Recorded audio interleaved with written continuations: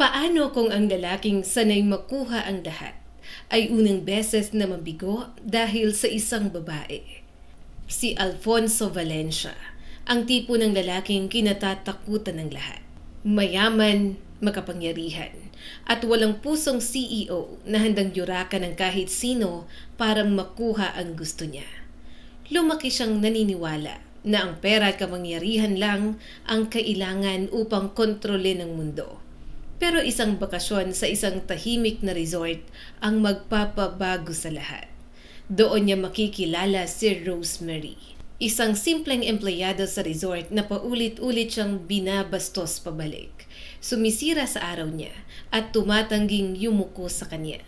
Subalit, paano kung isang araw, bigla na lang tumibok ang puso niya para rito?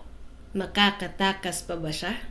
Ito ang kwento ni Alfonso, ang lalaking hindi akalaing tatamaan ng lintik na pag-ibig. 3 months, malamig na sabi ni Alfonso habang pinipitik ang isang folder sa mesa.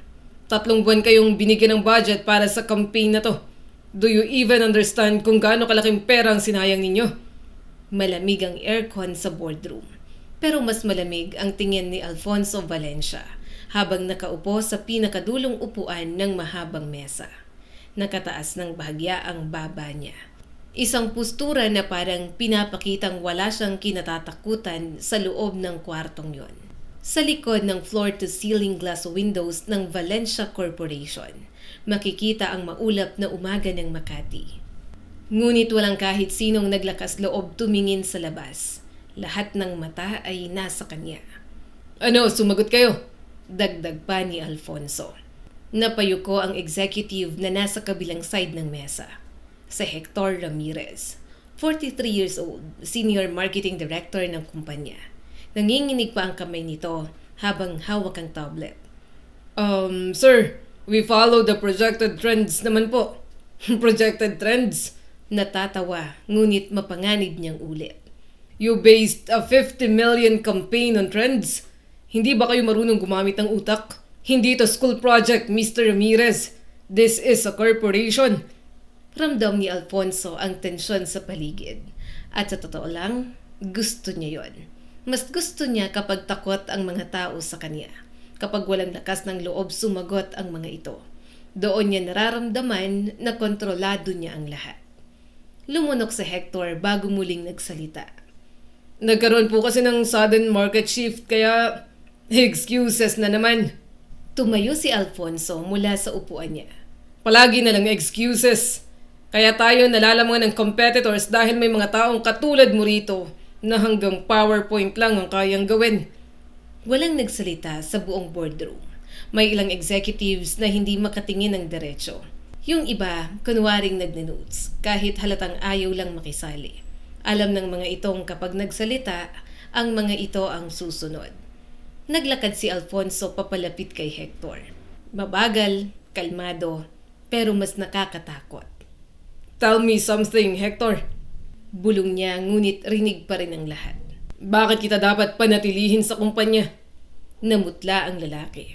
Sir, I've been with Valencia Corporation for 15 years. And look where that got you. Sumandal si Alfonso sa mesa nito. 15 years pero wala ka pa ring silbi. Umigting ang panga ni Hector. Halatang pinipigilan lang nitong mapahiya ng tuluyan. Napansin niyo ni Alfonso at lalo lang siyang nainis. Bakit ganon? Bakit parang gusto pa nitong lumaban? Dapat matagal na itong tiklo. Do you know what your problem is? Tanong pa ni Alfonso. You got comfortable. Akala mo dahil matagal ka na rito, hindi ka matatanggal. Akala mo loyalty matters more than competence. Alfonso! Malamig na boses na tawag ng kanyang ama. Unti-unting napalingon si Alfonso sa nagsalita. Si Leonardo Valencia. Nakaupo lang ngunit sapat na ang presensya nito para patahimikin ang buong kwarto. Napaatras si Alfonso ng bahagya at inayos ang cuff ng suot niyang itim na polo. Yes, Dad. Napailing ito. Sit down. Sandaling tumahimik si Alfonso. Ayaw niya sa tono nito. Parang bata siyang pinapagalitan sa harap ng mga empleyado. Pero umupo pa rin siya. Mabagal na tinanggal ni Leonardo ang salamin nito bago tumingin kay Hector. "You may leave." Halos mapatayo agad si Hector. "Thank you, sir." At halos tumakbo itong palabas. Pagkasara ng pinto, sakalang nagsalita muli si Leonardo. "Pinahiya mo siya. Isa sa mga magagaling na executive si Hector." Ngumisi si Alfonso. "Well, not anymore. He deserved it." Napailing si Leonardo habang pinagmamasdan ng anak. Nakaramdam tuloy ng iritasyon si Alfonso. Ayaw niya kapag ganoon tumingin ang ama niya sa kanya. Parang dismayado at parang may mali sa kanya. "Epektibong takot," diretsahang sabi ni Alfonso. "Employees work better kapag alam nilang may consequences ang failure na nagagawa nila. Takot lang ang meron sila sa'yo. Hindi respeto. Respect earns respect. Pwede kang maging mahigpit but you should know your limit." Natawa si Alfonso. "At anong pagkakaiba? Pareho lang yun." Natahimik ang buong boardroom. Napansin ni Alfonso kung paano umiwas ng tingin ang ibang executives. Halatang hindi komportable ang mga ito sa kanya. Pero siya, diretso lang ang tingin sa ama. Ayaw niyang umatras. Hindi niya gustong ipakitang tama ito. Malalim na buntong hininga ang pinakawalan ni Leonardo. "Iniisip mo na ang pamumuno ay tungkol sa pananakot dahil yan lang ang bagay na magaling ka." Bahagyang nanigas ang katawan ni Alfonso. "Careful, Dad." "Or what?" Sagot ng ama niya. "Ipapahiya mo rin ako." May ilang directors na halos hindi makahinga sa sagutan nilang mag-ama. Samantalang si Alfonso, pilit pinapakalma ang sarili. Ayaw niyang ipakitang naaapektuhan siya. Pero sa loob-loob niya, gusto niyang basagin ang kahit anong mahawakan niya. Simula bata pa siya, palagi na lang kulang. Palaging may mali at hindi sapat ang sarili niya para sa ama. Kahit gaano pa kalaki ang narating, lagi pa rin siyang tinitingnan ni Leonardo Valencia na parang isa pa rin siyang mapusok na bata. "Ako ang nagtayo ng kalahati ng recent success ng kumpanyang ito," mariin niyang sabi. "The expansion projects, the acquisitions, ako ang may gawa nun." Tumaas ang mga kilay ng kanyang ama. "Pero wala pa rin gustong makatrabaho ka kahit gaano ka pakagaling." Diretsahan at walang prenong sinabi sa kanya yon. Napatingin siya sa mga tao roon. Pakiramdam niya, binalik ng kanyang ama ang pamamahiya sa kanya. Humugot ng hangin si Alfonso at tumawa ng mahina. "So tungkol dito pala ang meeting na to? Another lecture?" "No," sagot ng ama niya. "This is your last chance." Napakunot ang noo niya. Bigla itong tumayo at tinapos na ang meeting. Nagmamadali namang lumabas ang ibang tao sa boardroom. Sila na lang ang natira. Maya-maya ay tahimik na inilapag ni Leonardo ang isang folder sa mesa at itinulak yon papalapit sa kanya. "Buksan mo, Alfonso." Inis na binuksan yon ni Alfonso. Ilang documents ang nandun. "Para saan to, Dad?" "A billionaire investor from Singapore, Mr. Wei Laurentan. Pinag-iisipan niyang makipagsosyo sa Valencia Corporation para sa isang international expansion. Nasa Palawan siya dahil mas gusto niya ng private negotiations malayo sa syudad. Kailangan mo siyang makumbinse. Mahirap ligawan ng investor na yan." Napabuntong hininga si Alfonso at isinara ang folder. "Kung gayon, magpadala ka ng iba." "Hindi, ikaw ang pupunta." Bahagya siyang natawa. "Pinapapunta mo ako sa isang resort sa gitna ng kawalan para lang pahangay ng isang matandang mayaman na uugod-ugod na lalaki. Watch your mouth." "Bakit?" Napasandal siya sa upuan. "Dahil siya ang great investor na magliligtas sa kumpanya. Dahil hindi tulad mo, itinayo niya ang empire niya nang hindi niya inaapakan ng lahat ng tao sa paligid niya. Gusto kong matuto ka sa kanya." Muling nanikip ang dibdib ni Alfonso. Hindi niya alam kung bakit ganun lagi ang epekto ng ama niya sa kanya. Isang pangungusap lang nito, parang gusto na niyang manuntok. Ayaw niya sa pakiramdam na parang lagi siyang hinuhusgahan. Pero siguro, hindi talaga dahil doon. Galit siya kasi ilang beses itong ng babae. Galit siya kasi namatay ang mama niya na hindi man lang nalaman na may iba na pala itong babae. At ngayon, stepmother niya pa. May kapatid pa siyang gustong umagaw ng spot niya bilang next CEO. "Sige at gawin nating simple," malamig na sabi ni Leonardo. Secure the partnership at ang presidency position pag-uusapan natin pagbalik mo. Bahagyang natigilan si Alfonso. Presidency? Yun ang gusto niya simula pa lang. Hindi dahil gusto niyang patunayan ang sarili niya sa ibang tao. Gusto niyang patunayan sa ama niya na kaya niya, na hindi siya bata o kabiguan. Gusto niya rin na siya may kontrol sa kumpanya at hindi makinabang ang kanyang stepmother at half-brother na mas masama ang budhi kaysa sa kanya. Makaganti man lang sa panlolokong ginawa ng mga ito sa kanyang ina noon. Paano kung ayaw kong gawin at tumanggi ako? Tanong niya. Ngumisi ang kanyang ama. Kung gayon, maaari mo nang kalimutan ang pagmamana ng kumpanyang ito. Napahigpit ang hawak ni Alfonso sa folder. Sa buong buhay niya, wala siyang ginawa kundi magtrabaho para sa Valencia Corporation. Kahit noong 20s niya, habang nagpa-party ang ibang mayayamang anak, siya ang nasa meeting, negotiations at kung ano-ano pang may kinalaman sa negosyo. At ngayon, parang isang pagkakamali lang, handa na agad siyang tanggalan ng lahat. You think I'm incapable? Mahina niyang sabi. Sa tingin ko, galit ka. Umiwas ng tingin si Leonardo. Hindi mo inaamin pero alam kong galit ka sa akin dahil sa nangyari sa mama mo. Manahimik ka. Wala kang karapatang banggitin si mama. Mariing sambit ni Alfonso.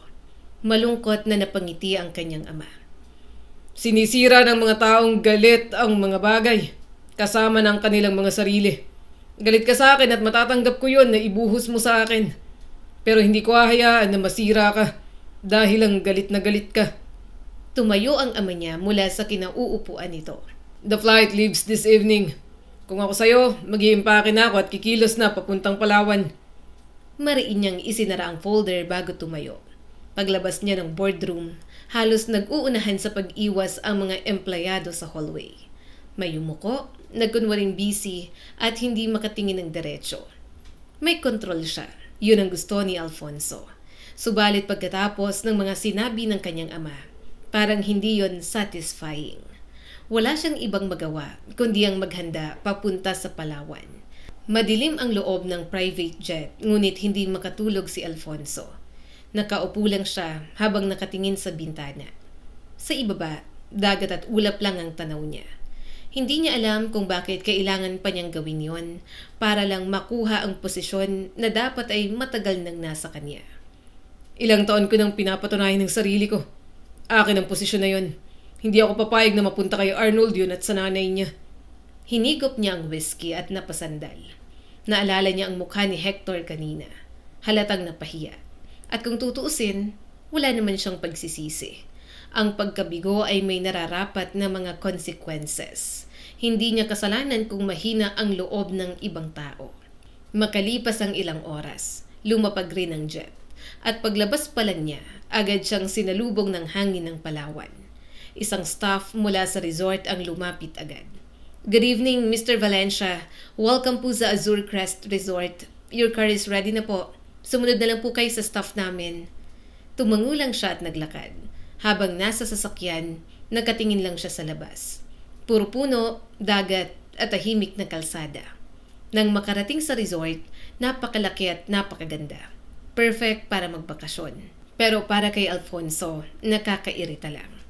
Pagbaba niya ng sasakyan, humigpit agad ang panga niya nang marinig ang mahinang tunog ng live acoustic music mula sa open lounge ng resort. Lumapit ang receptionist na nakangiti. Good evening, sir. We've been expecting you. Your suite is ready, Mr. Valencia. Hindi na siya sumagot at naglakad ng buong kumpiyansa sa sarili. Isang umaga, nagising si Alfonso dahil sa tunog ng alon. Dahan-dahan siyang napamulat habang nakatitig sa kisame ng napakalaking villa suite na ibinigay sa kanya. Kumakalat ang sinag ng araw mula sa glass walls ng kwarto at sa labas ay tanaw ang malinaw na dagat ng El Nido. Napapikit siya ng mariin. Hindi siya sanay sa ganoong klase ng umaga. Sa Maynila, pagising niya pa lang, sunod-sunod ng tawag, meetings, emails at problema. Ngunit doon, parang huminto ang mundo. Ayoko talaga kapag ganitong nasasayang ang oras ko. Napabuntong hininga si Alfonso. Napabangon siya at agad hinanap ang cellphone sa bedside table. Pagkakita niya sa notifications, mas lalo siyang sumimangot. 3 cancelled appointments, 2 ignored emails at isang message mula sa assistant niya. Mr. Way Laurentine has postponed the breakfast meeting again, sir. Sabi ng mga staff ng resort, mas gusto niyang privacy ngayon. Mariing napamura si Alfonso. Privacy? Nandito na ako, anong privacy? Ibinalibag niya ang cellphone sa kama bago tumayo. Simula kahapon, ni anino ng investor na yon ay hindi niya makita. Lahat ng attempts niyang mamit ito, puro postponed at ignored. At habang tumatagal, mas lalo niyang nararamdamang parang pinaglalaruan siya. Huminga siya ng malalim bago nagtungo sa banyo. Kalmahan mo lang, Alfonso. You're better than this. Pagkalabas niya, makalipas ang ilang minuto, maayos na ang itsura niya. Nakasuot siya ng mamahaling cream-colored polo at white linen pants. Paglabas niya ng vela, agad siyang sinalubong ng malamig na hangin at amoy ng dagat. Napakunot agad ang noo niya. May mga couples na naglalakad, tourist na nagtatawanan, at mga empleyadong magalang na yumuyuko sa kanya habang dumadaan. At lahat yon parang lalo lang nagpapairita sa kanya. "Good morning po, sir," bati ng isang staff. Tumango lang siya ng walang emosyon. Habang naglalakad siya papunta sa private dining area, iniisip niya pa rin ang investor. Hindi niya maintindihan kung bakit pinapahirapan pa siya nito. Kung gusto niyang makipag-deal, then act professionally. Hindi yung parang celebrity na pinaghihintay ang mga tao. Pagdating niya sa open-air restaurant ng resort, agad siyang inalalayan ng isang waiter sa mesa. Sir Alfonso, your breakfast will be served shortly po. Make it quick. Tumango agad ang staff. Yes, sir. Tahimik siyang naupo habang nakatanaw sa dagat. At kahit gaano kaganda ang view, wala siyang maramdamang appreciation. Maganda nga pero boring. At habang hinihintay niya ang pagkain, muling tumunog ang cellphone niya. Agad niya yung sinagot. "Good morning po, sir." Boses yon ng tauhan ni Mr. Tan. "We regret to inform you na hindi na naman po available si Mr. Tan for your scheduled lunch meeting today." Nanigas ang panga ni Alfonso. You're joking. "I'm very sorry po." Bahagya na siyang nairita. May plano ba talaga siyang makipagkita sa akin? Tahimik sandali ang babae sa kabilang linya. "Mr. Tan prefers spontaneous schedules po kasi." Pinatay niya agad ang tawag.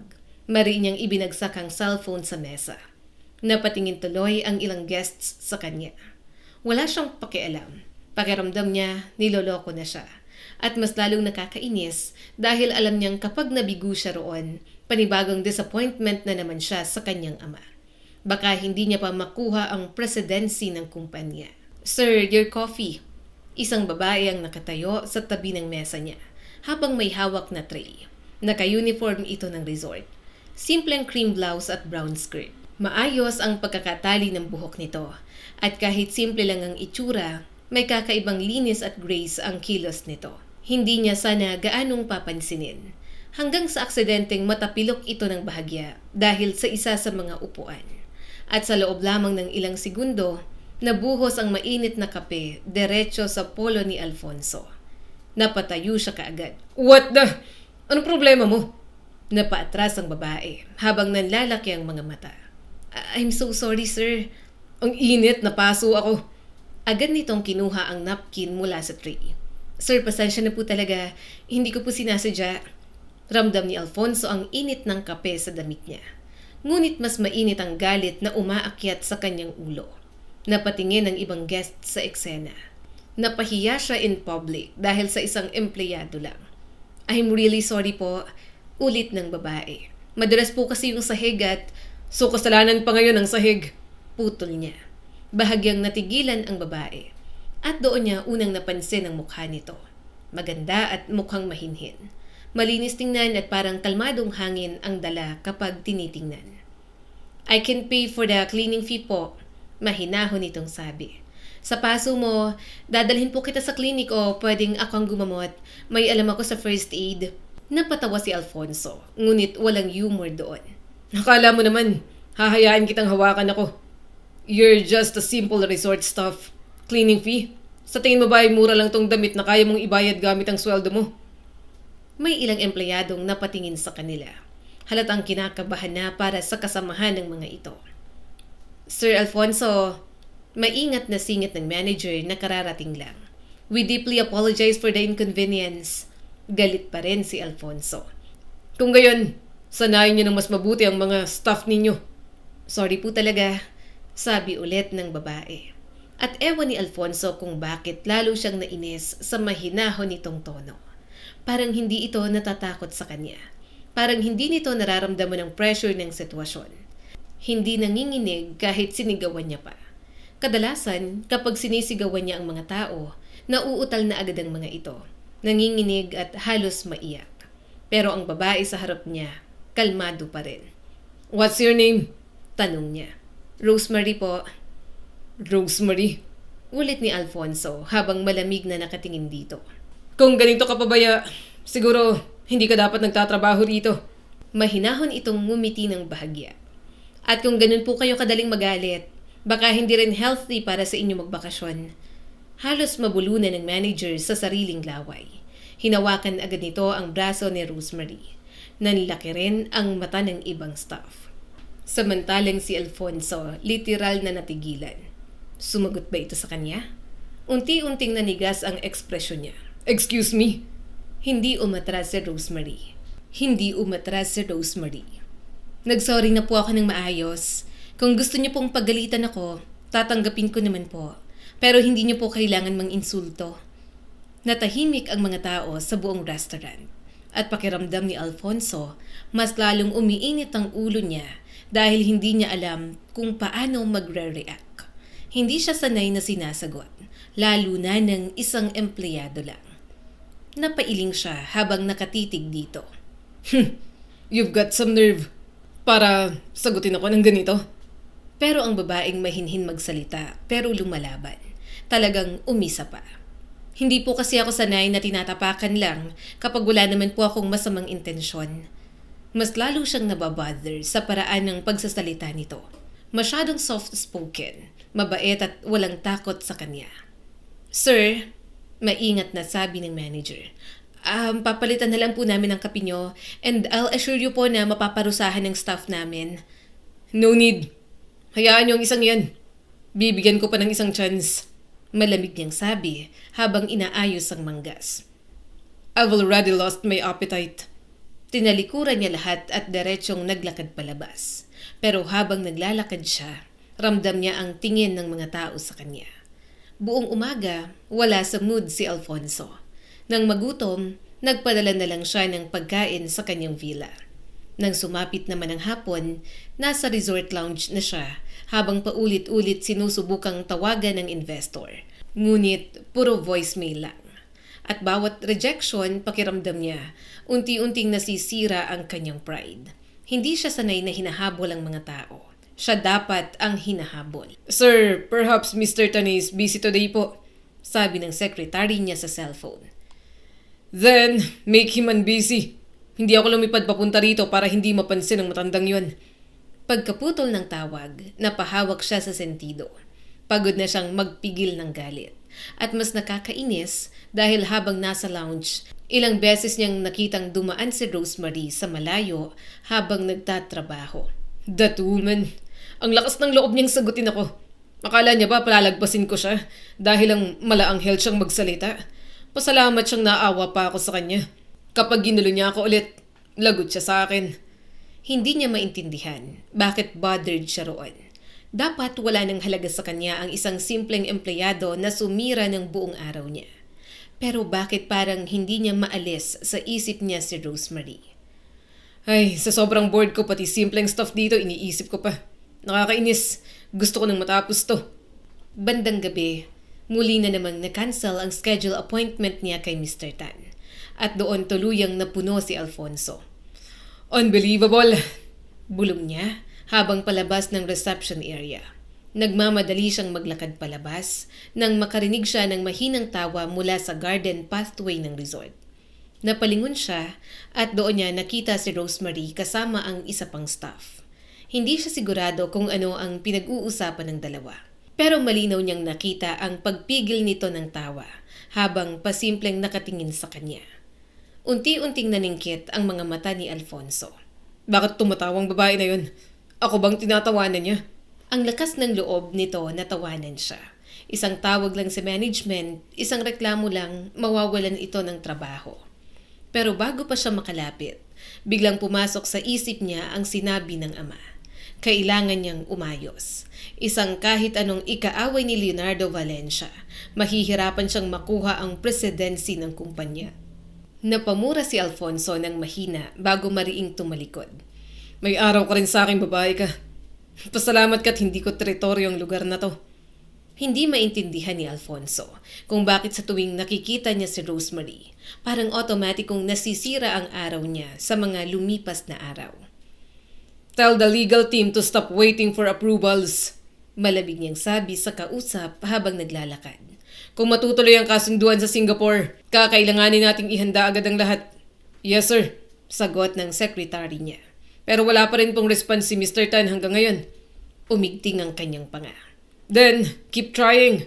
Hindi ko rin alam kung bakit hindi ko siya mahanap dito sa resort. Masyadong malaki ang resort at pakiramdam ko. Mas hindi niya tayo pagbibigyan kapag mas naging aggressive ako sa pangungulit. Sir, baka po masyado natin siyang pinipressure. Pinatay niya agad ang tawag. Pagod na siyang makarinig ng excuses. Nang makarating siya sa kabana na pinareserve niya kahapon, agad siyang napatigil. May ibang tao roon. Isang foreign family na nagtatawanan habang kumakain ng breakfast fruits sa kabana. Nanlaki ang mata niya sa inis. What the? Ano to? Agad lumapit ang isang staff. Good morning po, sir. I reserved this kabana. Biglang namutla ang staff. Sir, sandali lang po. Sandali? Napatawa siya ng walang amusement. I paid for a private reservation. Sinabi kong ayoko may ibang tao, hindi ba? Dumating na ang ilang staff at kasama roon si Rosemary na may hawak na stock ng towels. Pagkakita niya palang rito, agad nang sumama ang timpla ni Alfonso. Anong nangyari rito? Tanong ni Rosemary sa staff. Rosemary, nagkaroon ng mix-up sa reservations. Nagrereklamo si Mr. Valencia. Napatingin si Alfonso rito ng malamig at humakbang palapit kay Rosemary kahit alam niyang hindi ito ang dapat kausapin. Maganda sana ang resort ninyo, pero ang daming mga incompetent just like you. Hindi agad sumagot si Rosemary. Tumingin muna ito sa foreign family na halatang hindi na komportable sa tensyon. Pagkatapos ay bumaling ito kay Alfonso. Sir, may available naman pong ibang kabana? Ayoko na ng isa pang kabana. Ang gusto ko, ako lang ang nandito. Babayaran ko lahat ng kabana at ako lang ang magsiswim sa swimming pool na yan. I reserve it first. Hinihintay niyang pumatol si Rosemary. Yon ang hinihintay niya. Parang bigla siyang nakaramdam ng pananabik na masagot-sagot ng dalaga. Pero nagulat si Alfonso nang huminga ito ng malalim. Umatras at tinawag na lang ang manager. Nawala ang ngisi ni Alfonso. Bakit hindi siya sumagot-sagot sa akin ngayon? Makalipas ang isang araw, mas lalong sumama ang mga araw ni Alfonso. Bukod sa hindi niya maintindihan kung bakit nagagalit siyang hindi siya inaway ni Rosemary, hindi na naman sumipot si Mr. Tan sa lunch appointment nila. Ay, nakakainis na talaga. Bulong niya. Mariin niyang ibinagsak ang cellphone sa mesa. Napapatingin tuloy sa kanya ang ilang guests. Pero agad na bumalik ang ngisi niya nang makitang nandoon si Rosemary. May hawak itong tray ng wine glasses habang naglalakad sa malapit. At nang magtama ang tingin nila, nakita niyang bahagya nitong tinaas ang kilay. Mas lalo siyang umisi. Ano bang meron sa babaeng to at gustong-gusto kong galitin? Gabi na nang tuluyang mapagod si Alfonso. 3 beses siyang nag-attempt na ma-meet si Mr. Tan buong araw. 3 beses din siyang binigo. Nasa resort bar siya ngayon habang tahimik na umiinom ng whiskey. Madilim ang paligid at mahina ang jazz music. Napapikit siya sandali habang iniisip ang ama. Kapag nabigo ako rito, ano na naman ang sasabihin ni Dad? Na immature ako, unstable, hindi deserving? Napailing siya at uminom ulit. Ayaw niya sa pakiramdam na parang kahit anong gawin niya ay hindi sapat. Makalipas ang ilang minuto, tumayo siya at naglakad palabas ng bar. Tahimik ang resort sa gabing yon. Mahina ang ihip ng hangin habang naglalakad siya sa pathway malapit sa main hall. Natigilan lang siya nang makarinig ng tugtog ng piano sa malapit. Hindi niya alam bakit siya napalingon. Siguro kasi parang hinihele lang si Alfonso at yun ang paboritong piece na tutugtugin ng kanyang ina noong nabubuhay pa ito. Sinundan niya ang tunog hanggang makarating siya sa isang maliit na function hall na bukas ang ilaw. Natigilan siya nang makita si Rosemary doon. Nakaupo sa harap ng grand piano habang marahang tumutugtog. Sinapo ni Alfonso ang dibdib. Hindi niya talaga maintindihan ang sarili kung bakit kapag tumititig siya sa mukha nito, parang tumatahimik ang lahat. Kaya niya gustong galitin kasi hindi niya matanggap na may kalmadong aura si Rosemary. Napatingin si Rosemary at natigilan nang makita siya. Anong ginagawa mo dyan? Namulsa naman si Alfonso. Empleyado ka ba talaga rito? Tumayo ang dalaga. Ano na namang pinagsasasabi mo, sir? Mataman niya itong tiningnan. Maputi ang kutis na Rosemary. Mahaba ang mga pilik mata at bawat kilos sobrang elegante. Mas lalo niyang tinitigan si Rosemary. Kapag kumikilos ka, hindi ka tulad ng iba. You look refined and elegant. At ang pagtugtog mo ng piano, as if na pumasok ka sa isang music school. Ang mama ko, nagtuturo siya nun sa isang prestigious music school. Kung hindi ka empleyado dito, iisipin kong mga ganyang itsurang estudyante niya. Classical music Nagkita na ba tayo dati? Hindi, sir. Hindi pa tayo nagkikita. Simpleng tao lang ako. Kaya imposibleng nagkita na tayo noon. Wala pa ako nakakasalamuhang mayaman. Malumanay nitong sagot bago siya tinalikuran. Napangisi na lang siya pero hindi siya kumbinsido. Mas lalo tuloy siyang na-curious sa pagiging misteryoso ni Rosemary. Kinabukasan, masama na naman ang gising ni Alfonso. Muli na namang na-cancel ang breakfast meeting niya kay Mr. Whale Laurentan. Nakaupo siya ngayon sa terrace ng villa habang kausap ang secretary sa phone. Mahigpit ang hawak niya sa coffee mug at ramdam niya ang sakit ng sintido dahil sa inis. This is becoming ridiculous, malamig niyang sabi. 2 linggo na ako nandito. Wala pa rin ako napapala. Sir, according po sa resort staff, very selective raw talaga si Mr. Tan sa mga kinakausap niya. Pinikit niya ang mga mata ng mariin. Find another way. I don't care how. Kailangan ko siyang makausap. Hindi pwedeng bumalik ako sa Manila nang walang napala. Hindi ko pa nga alam kung talagang nandito siya. Hindi ko siya nakikita. Pinaglalaroan lang yata ako ng Mr. Tan na yon. Pagkaputol ng tawag, agad siyang tumayo at naglakad palabas ng villa. Mainit ang araw, ngunit mas mainit ang ulo niya. Habang naglalakad sa main garden ng resort, may narinig siyang mahinang tawanan mula sa tea pavilion malapit sa dagat. At agad siyang napatigil nang makita kung sino ang naroon. Isang matandang Chinese businessman habang tahimik na umiinom ng tsaa. Kasama nito si Rosemary. Tahimik itong nagsasaling ng tsaa habang nakangiti ng bahagya sa sinasabi ng matanda. Naningkit agad ang mga mata ni Alfonso. Siya yun, di ba? Si Mr. Whale Laurentan. Sa wakas, nakita niya na rin ang matandang kailangan niyang kausapin. Kaya lang, unti-unting napapakunot ang kanyang noo. Bakit magkasama silang dalawa? Nakita niyang natawa ng mahina ang matanda habang may sinasabi sa Rosemary. Pagkatapos, marahang tinapik nito ang kamay nito. Don't tell me, babae siya ni Mr. Tan. Agad siyang nakaramdam ng disappointment kay Rosemary. Chance na yon ni Alfonso. Yun ang pinakahihintay niya. Sa wakas, nakita niya na rin si Mr. Tan. Ang taong sadya niya sa resort na yon para kausapin tungkol sa negosyo. Pero imbes na satisfaction ang maramdaman niya, mas nangingibabaw ang pagkadismaya at pagkainis ni Alfonso kay Rosemary. Hindi niya maintindihan kung bakit ganon ang epekto nito sa kanya. Simula nang makita niya itong nakikipag-usap kay Mr. Tan noong gabi, parang may mabigat na bumabara sa dibdib niya. Kaya pagbalik niya sa suite, sobrang sama ng timpla niya. Anong ginagawa ng babaeng yun? Mahina niyang tanong habang nakahiga sa kama at nakatitig sa kisame. Bakit niya kasama si Mr. Tan? Bakit parang sobrang close nila? Napapikit siya ng mariin. Hindi niya maintindihan kung bakit hindi niya maalis sa isip si Rosemary. Wala siyang pakialam dapat. Hindi niya obligasyong alamin kung sino ang kausap nito o kung ano ang ginagawa nito. Pero mas lalo siyang hindi mapakali habang iniisip ang simpleng ngiti ni Rosemary kay Mr. Tan. Naiinis siya roon at mas naiirita siyang hindi niya alam kung bakit. Gusto niyang matulog na lang para matapos na ang magulong pag-iisip. Pero paulit-ulit bumabalik sa kanyang utak ang eksenang nakita niya. Kaya bigla siyang bumangon mula sa kama at napabuntong hininga. Tama, magsiswimming na lang ako. Yun ang dapat kong gawin. Natagpuan na lang ni Alfonso ang sarili na paulit-ulit na lumalangoy sa pool kahit malalim na ang gabi. Nakailang laps na siya pero hindi pa rin nawawala ang inis niya. Habang sumisisid siya sa malamig na tubig, mas lalong gumugulo ang isip niya. Pag-ahon ni Alfonso, hinihingal siyang kumapit sa gilid ng pool. Nakakaasar talaga. Mariin niyang bulong habang hinahawi ang basang buhok palikod. Bakit iniisip ko ang babaeng yun? Napapikit siya habang mabilis ang tibok ng puso. So what kung kasama niya si Mr. Tan? Bakit bothered ako? It's none of my business. Pero kahit anong sabihin niya sa sarili, alam niyang nagsisinungaling siya.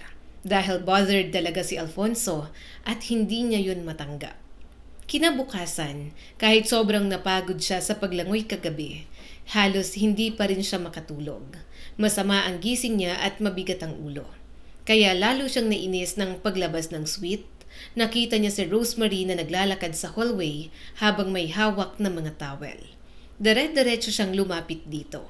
Napasinghap si Rosemary nang bigla niyang hawakan ang braso nito. "Sir, anong ginagawa mo?"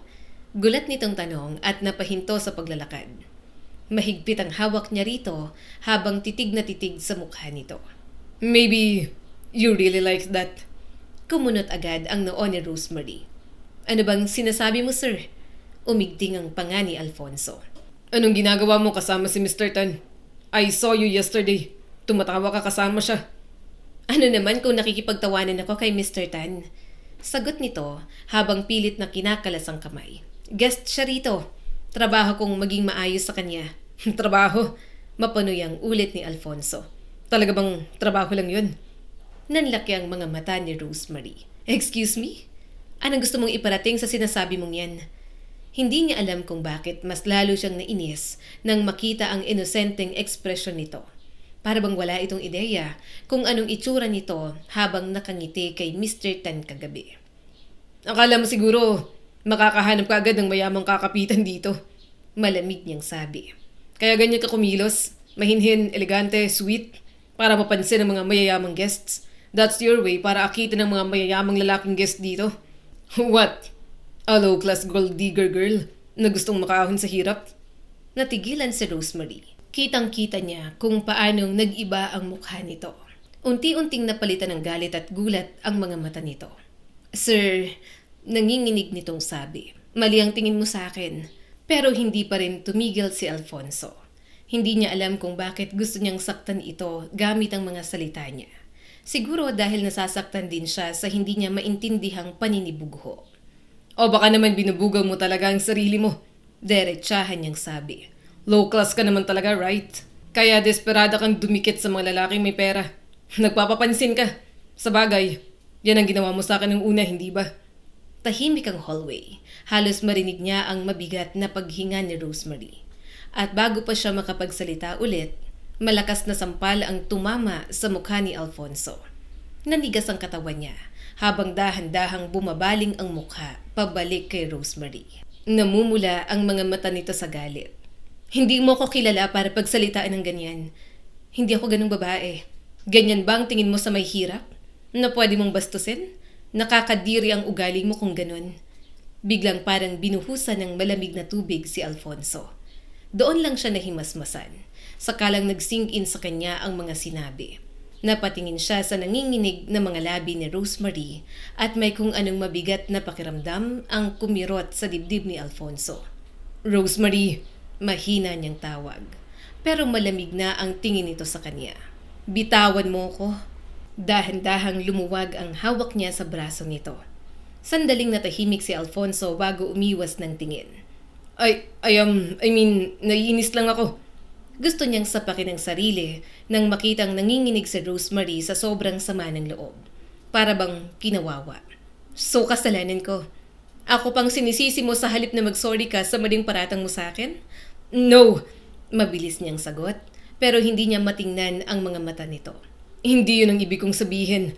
Huminga siya ng malalim. Pakiramdam ni Alfonso kapag humingi siya ng sorry ngayon, parang may mababasag sa pride niya. Parang magiging mahina siya. Kaya kahit alam niyang mali, hindi lumabas ang salitang gusto niyang sabihin. Hindi niya masabing sorry. Hindi niya na pinigilan si Rosemary nang tumalikod ito. Simula nang nangyari sa kanilang dalawa ni Rosemary, hindi na siya mapakali. Talagang binabagabag siya ng mga insultong nasabi niya. Bakit ganito? Hindi ito ang unang beses na nang insulto ako. Kaya bakit sobrang affected ako? Paglabas niya, nakita niya si Mr. Tan.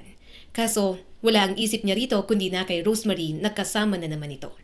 Tatalikod na sana siya nang may babaeng lumapit sa kanya. Mr. Valencia? Napatingin siya. Yes? Gusto po ni Mr. Tan na makasama kayo sa dinner. Napatingin siyang muli sa pavilion. Nakita niyang si Mr. Tan mismo ang tumingin sa direksyon niya bago bahagyang umiti. Mabagal na huminga si Alfonso bago naglakad palapit. Habang papalapit siya, napapansin niyang bahagyang nawala ang ngiti ni Rosemary. Mas kinakabahan pa siyang harapin ang dalaga kaysa kay Mr. Tan. Mr. Tan, Bati niya habang inaabot ang kamay. I'm Alfonso Valencia. I came here as a representative of Valencia Corporation. Sa wakas, pumayag na po kayong makipagkita sa akin. I've been trying to meet you. Ngumiti ang matanda at kinamayan siya. I'm sorry. Gusto ko lang talagang ma-enjoy ang bakasyon ko rito at iniiwasan talaga kita. Napataas ang kilay ni Alfonso, ngunit pinigilan niya ang reaksyon. Samantalang si Rosemary, tahimik lang na nagsasalin ng tiyaan ng matanda. May I ask why? Kalmadong tanong ni Alfonso. Humigop muna si Mr. Tan ng tsaa bago sumagot. Masyado kang agresibo at mayabang. Hindi ko gusto ang mga taong katulad mo. Ginagamit ang authority para manginsulto ng tao at ibaba sila. Hindi nakapagsalita si Alfonso kasi parang nasampal na naman siya roon. Ayaw niya sa direksyon ng usapan at mas lalong nakakainis dahil naroon si Rosemary. Tahimik na nakikinig habang lumalabas ang kabahuan ng kanyang ugali. But still, I want to give you a chance. Pinapaalala mo sa akin ang aking kabataan. Dagdag ni Mr. Tan. Pero ang problema sa mga lalaking katulad natin, we think control is the same as respect. Umigting ang panga ni Alfonso. Parang lahat na lang ng tao ay gustong i-point out na mali siya. Tahimik siyang napatingin kay Rosemary at nahuli niya itong mabilis na umiwas ng tingin. Rosemary, Tawag ni Mr. Tan. Suminghap ang dalaga. Yes po? can you prepare the jasmine tea I like? Tumango agad ito. Sige po. Tahimik na tumayo si Rosemary at nagtungo sa kabilang table para ihanda ang tsaa. At habang pinapanood yon ni Mr. Tan, bigla itong ngumiti ng malungkot. Si Rosemary, naalala ko sa kanya ang apo ko. Napatingin si Alfonso rito. Bigla siyang kinabahan nang maalala ang mga pang-aakusang ginawa niya kay Rosemary. Pumanaw na siya, ilang taon na ang nakalilipas. Mahinang dagdag nito. Siya ang paborito kong staff dito ngayon. Same grace, same aura. Naalala ko talaga ang aking pinakamamahal na apo sa kanya. Biglang sumakit ang ulo ni Alfonso. Mas lalo siyang kinain ng kanyang konsensya. Pero sa loob-loob niya, mabilis na umiikot ang kanyang isip. Napatingin siyang muli sa mga ito. Kailangan lang niyang makuha ang tiwala ng matanda. Naroon siya para sa isang business deal na nahihirapan siyang makuha. At malinaw na susi roon si Rosemary. Sa mga sumunod na araw, mas madalas nang sinasadya ni Alfonso ang tea pavilion. Hindi naman kasi nakuha sa isang pakiusap si Mr. Tan. Rosemary, Tawag niya isang hapon habang nasa pavilion sila. Napatingin ito sa kanya ngunit walang emosyon ng mukha. yes sir? Mukhang komportable sa'yo si Mr. Tan. Tahimik ito sandali bago sumagot. Parang batang nagmamaldita pero mukha pa rin talagang mabait. Ano naman? Sasabihin mo na naman ba na inaakit ko si Mr. Tan? Hindi mo ba narinig ang sinabi niya? Gusto niya akong kasama kasi naalala niya ang apo niya sa akin at hindi gaya ng iniisip mo. Dinepensahan niya ang kanyang sarili. I know, nagkamali ako. Alam ko na mali ang iniisip ko.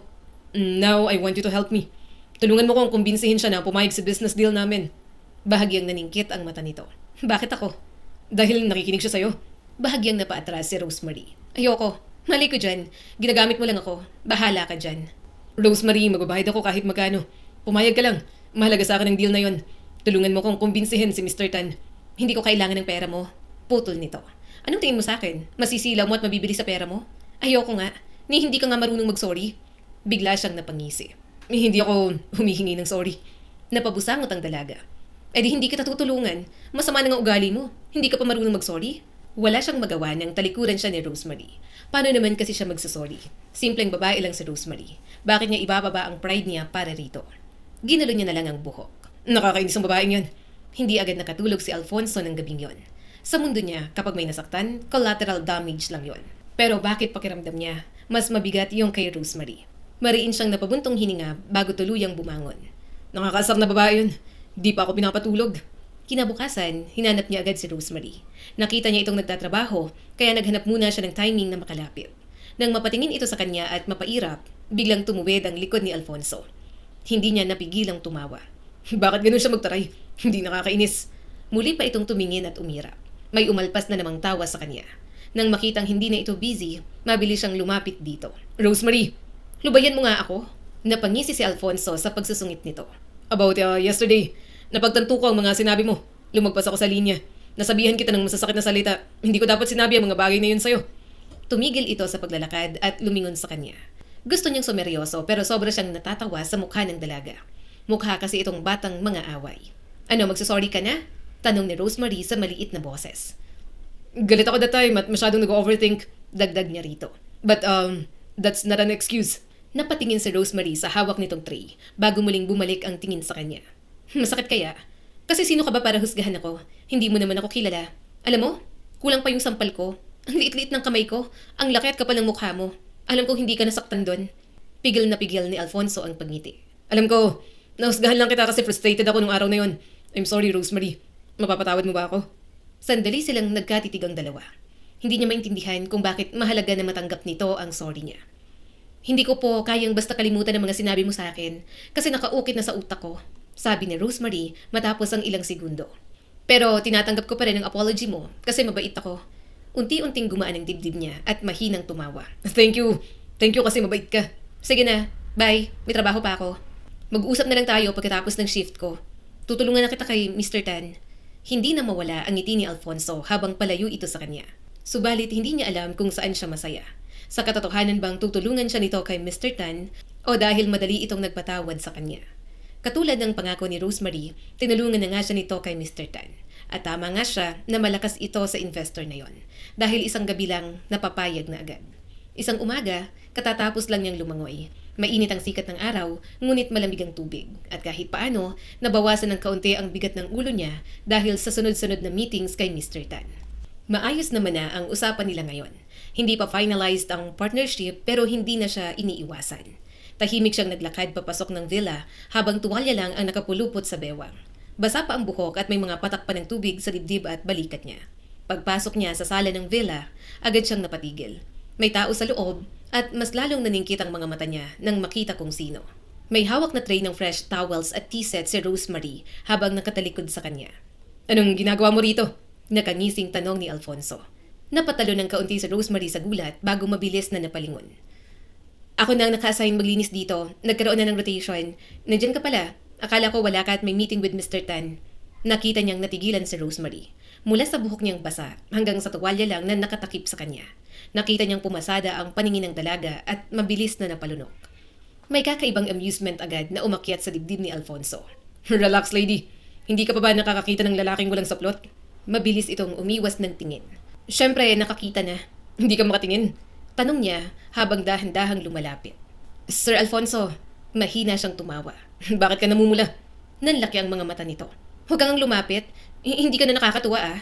Napaatras si Rosemary habang hawak pa rin ang tray hanggang sa bahagyang tumama ito sa gilid ng sofa. Mas lalong napangisi si Alfonso. Tahimik siyang nakatingin dito. Pansin na pansin ang namumulang mukha ni Rosemary. Mabilis na paghinga at paraan ng pag-iwas nito ng tingin. At bigla niyang naisip kung ano kayang mangyayari kung tuluyan niya itong itulak sa sofa o sa kama. Kung hahalikan niya, mawawala ba ang composure nito? Sasampalin kaya ulit siya? Si Alfonso naman ngayon ang nahirapang huminga dahil sa mga iniisip. Kinakabahan ka sa akin. Mababa niyang sabi. Sumagot naman ito. Hindi. Bakit naman ako kakabahan? Mas lalo pa siyang natuksong asarin ito. Mabagal siyang yumuko ng bahagya para mas mapalapit dito. Agad namang nanlaki ang mata ni Rosemary.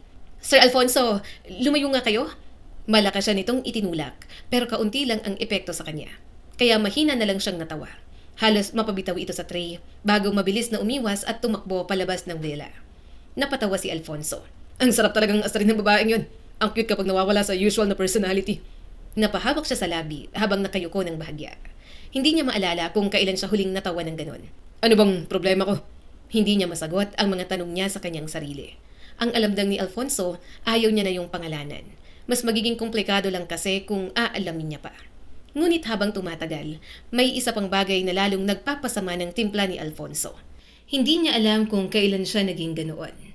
Para mabilis talaga siyang mayamot kapag may ibang mga lalaking lumalapit kay Rosemary. Napansin niya lang yon isang gabi habang nasa outdoor restaurant sila ni Mr. Tan. May foreign guests na paulit-ulit kinakausap si Rosemary habang nagsiserve ito ng wine. Hindi niya mapigilang mapansin kasi palagi naman siyang nakatingin sa dalaga. You're very beautiful. Sabi ng isang lalaking nangungulit kay Rosemary habang nakangiti. Do you model? No, magalang namang sagot ng dalaga. You should. You don't look like stuff. Tahimik na umiinom si Alfonso, ngunit ramdam niyang unti-unting umiinit ang dugo niya. Nang matapos na ang pag-uusap nila ni Mr. Tan, mas lalo na siyang nag-focus kay Rosemary. Hindi na kasi siya natutuwa sa mga nakikita. Narinig niya pa ang sinabi ng lalaking nangungulit. Maybe you can join me for dinner after your shift? She's working. Sabat ng malamig na boses ni Alfonso. Agad na palingon ang dalawa sa kanya. Naningkit ang mga mata ng foreigner na guests. I was talking to her, and she was clearly uncomfortable. Dahil sa kanya, tinigilan na si Rosemary ng foreigner. Nang matapos ang shift nito, sinamahan niya na rin na bumalik sa kwarto nito. Nag-aalala si Alfonso na sundan pa ng lalaki kanina ang dalaga. Anong problema mo? Sambit ni Rosemary habang naglalakad sila. Hindi mo naman kailangan makialam. Kaya ko namang makalusot sa mga ganung makukulit na guests. Umismid lang si Alfonso. I don't think so. Kahit na tumatanggi ka, mukha ka pa rin nagpapakyut. Hindi naman ako nagpapakyut. Bulalas agad nito. Saglit na humalakhak si Alfonso. Kaya nga, alam niyang naive ka. Hindi niya lang gustong lumandi sa'yo. Sobrang lagkit ang tingin niya kanina kaya nangialam na ako. Mukha ka pa namang hindi alarto sa paligid mo. Sinamahan din kita hanggang makapunta ka sa quarters ninyo para masigurado na safe ka. Baka sundan ka pa. Ngumuso naman ito. Talaga? Well, salamat. Salamat at nangialam ka. Ngumisi lang si Alfonso, pero nauwi na rin naman sa tawa. Nang makarating sa kwarto nito, maliit lang na kumaway si Rosemary bago pumasok. At siya, naiwang tulala habang nakangiti. Dahil sa tuloy-tuloy na panliligaw niya kay Mr. Tan, sa wakas ay nakuha niya na ang loob nito. Tuluyan ang napirmahan ang partnership deal. At nang mabalitaan yon ng kanyang ama, agad itong tumawag sa kanya. Good job. You handled this well. Impressed ako sa ginawa mo. Sumagot na lang siya habang nakatingin sa dagat. Babalik na ako bukas para ituloy ang iba ko pang trabaho. Matagal niyang hinintay yon na mapuri ni Leonardo. Pero matapos maputol ang tawag, parang wala na ring satisfaction. Imbes na fulfillment, kakaibang lungkot ang unti-unting umaakyat sa dibdib ni Alfonso. Bukas, aalis na siya. Babalik na sa Maynila. Babalik sa dati niyang buhay.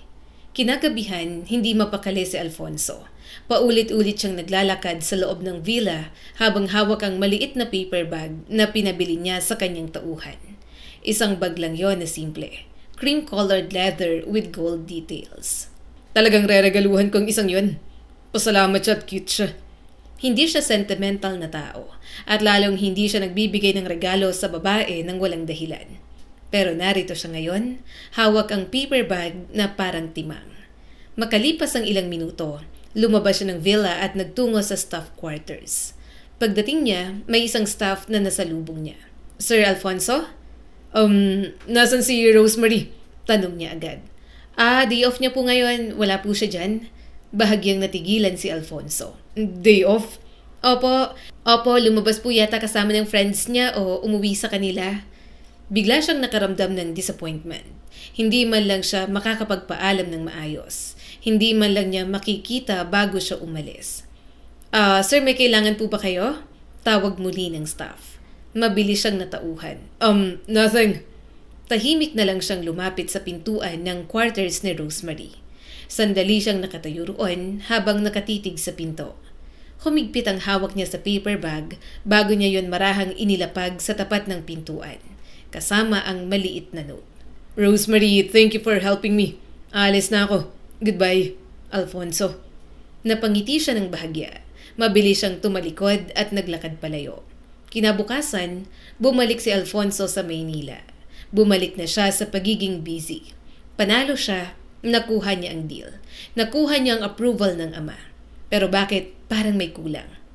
Pare, celebration tonight. Sabi ng kaibigan niyang si Luis habang nasa cellphone. Pinag-uusapan ng buong business circle ang deal mo. I'm busy. Natawa naman ito. Busy? Anong busy? Come on, dude. Alam naming makakagawa ka ng time para gumimik. Halika na, we need to celebrate. Napatingin si Alfonso sa whiskey niya. Wala siyang gana. Gusto niya lang uminom ng kaunti sa kondo at matulog sa malambot niyang kama. Next time na lang, sagot ni Alfonso. May problema ka ba? Natatawang tanong ni Luis. Usually by now, umiinom ka kapag masaya at iuuwi ang babae sa hotel. Ayaw mo ba? Marami akong ipapakilala sa'yo. Napairap siya. Good night. Wala akong gana sa babae ngayon. Gusto kong magpahinga. Yun ang gusto kong celebration. Pinatay niya agad ang tawag at napabuntong hininga na lang. Makalipas ang ilang araw, hindi niya alam kung bakit paunti-unting sumasama ang kanyang timpla. Mas naging imposible siyang pakisamahan. Sa board meetings, mas maikli ang pasensya niya. Sa parties, mabilis siyang mairita. At sa bawat babaeng lumalapit sa kanya, wala siyang maramdamang interes. Nakikinig ka ba talaga? Tanong ng modelong kasama niya sa bar isang gabi. Hindi siya sumagot agad. Dahil habang nagsasalita ito, si Rosemary ang naiisip niya. Ang boses nito na mahinhin at maliit.